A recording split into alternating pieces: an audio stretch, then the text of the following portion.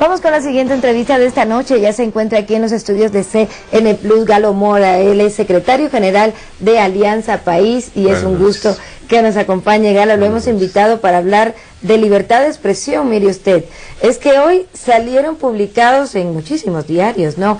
El Tiempo de Bogotá, La Nación de Argentina, La Nación de Costa Rica, El Universal de México, en fin, la lista creo que llega a 8.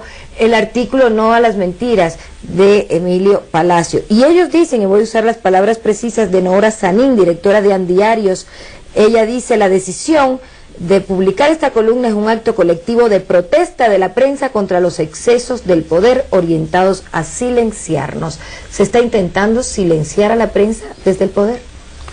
Bueno, creo, buenas noches, Amba. Buenas noches a la audiencia. Creo que se justifica esta publicación y enhorabuena que sea así, ya lo ha dicho el compañero presidente, para tener una lectura y que los rumores no inunden América Latina. Claro que hay un sesgo en ello, sin duda alguna, pero enhorabuena que se pueda leer ese artículo para dimensionar también y comprender la perversidad con la que fue engendrado por el periodista Palacio y evidentemente por quienes auparon esa publicación, es decir, el diario El Universo.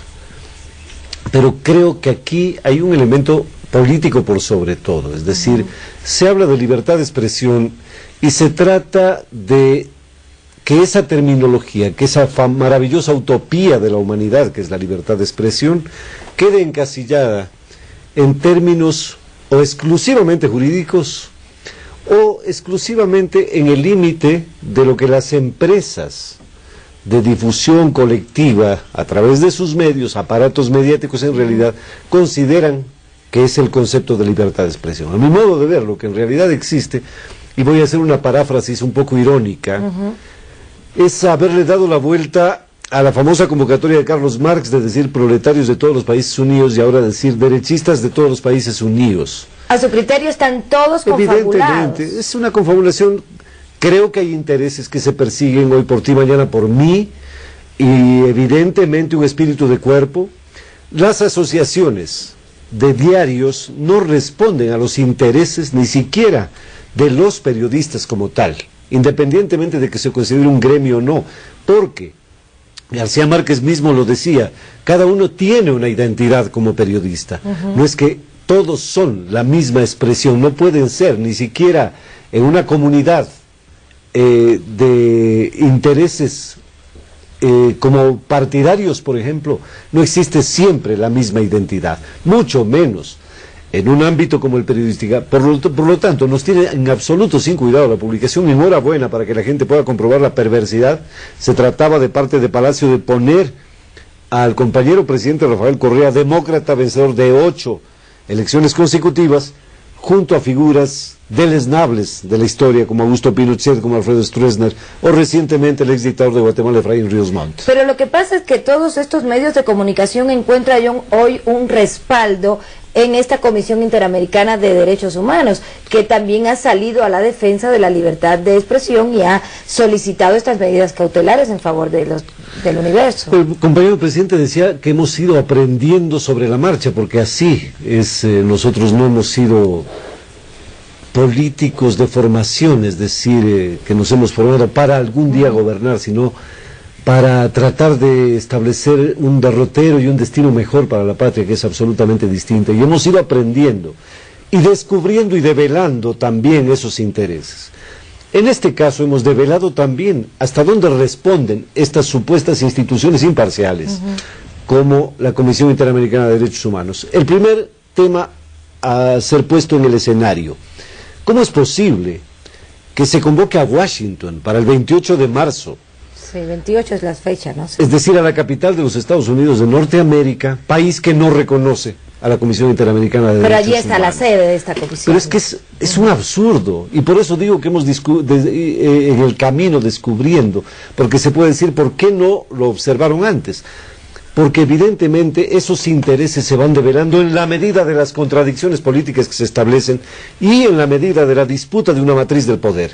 Aquí las relaciones de poder han cambiado y ese es el tema fundamental. No es un adorno relativo a una defensa supuesta de la libertad de expresión. Pero en este caso, Galo, el presidente ayer de la República, y me gustaría que usted nos clarifique, decía que las medidas cautelares son para hechos irreversibles, que este no es el caso, por tanto estas medidas cautelares no están justificadas, no están bien argumentadas.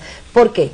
Bueno, tengo entendido, yo no soy abogado, tengo entendido que hay una especie de, en el estatuto de la CID dice expresamente que se requiere haber cumplido o agotado todas las instancias. Todas las instancias. Y aquí hay 2 todavía que no están agotadas. Ajá. Pero independientemente de ello, no quiero enfrascarme en el tema jurídico, lo repito, sino en el tema político. Primera sorpresa.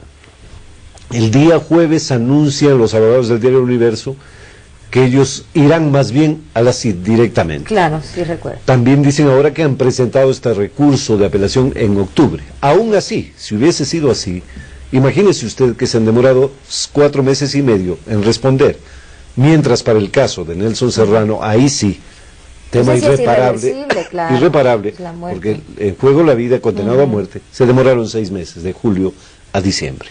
Allá. En uno se demoraron y en otro actuaron muy rápido. Pero veamos la naturaleza y la diferencia.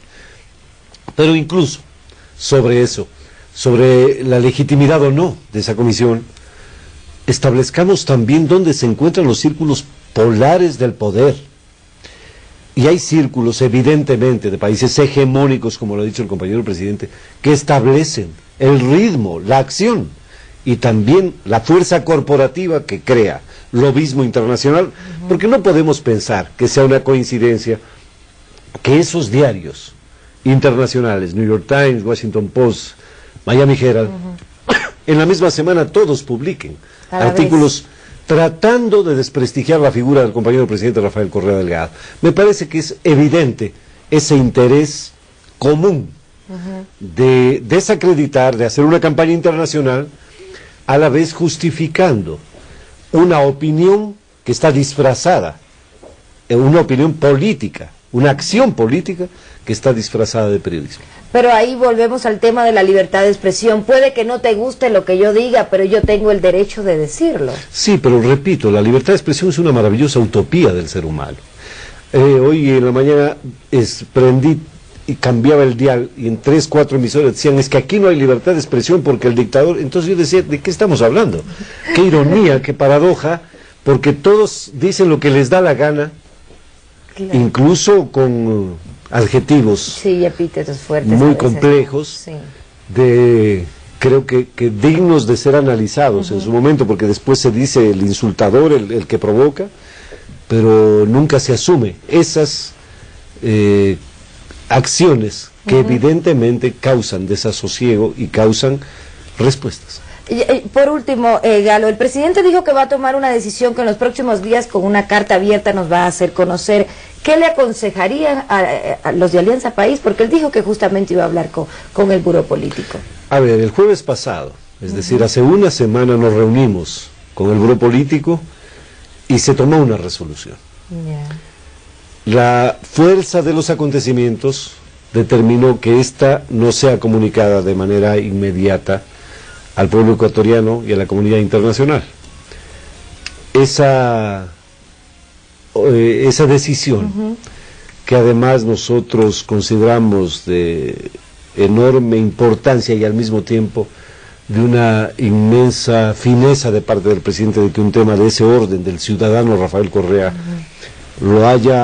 se lo haya debatido a profundidad, haya sido puesto en consideración del Buró Político y de un grupo de amigos además cercanos al compañero presidente.